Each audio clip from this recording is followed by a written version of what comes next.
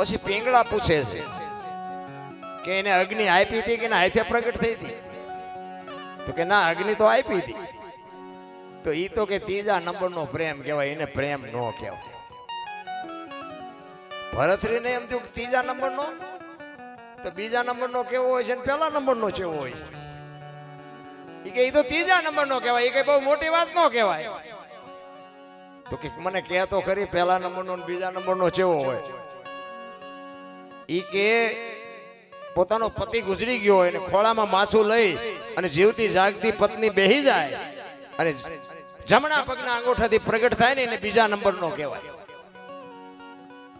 અને પહેલા નંબરનો ઈ કે એના ધણીને કોઈ કે તારો ધણી ગુજરી ગયો, ઈ અવાજ કાનમાં પડે અને કાનમાં પડ્યા પછી શ્વાસ લીધો હોય તો બહાર નો નીકળે અને બહાર લીધો હોય તો અંદર નો જાય, ખોળિયામાંથી જીવ નીકળી જાય. પહેલા નંબર.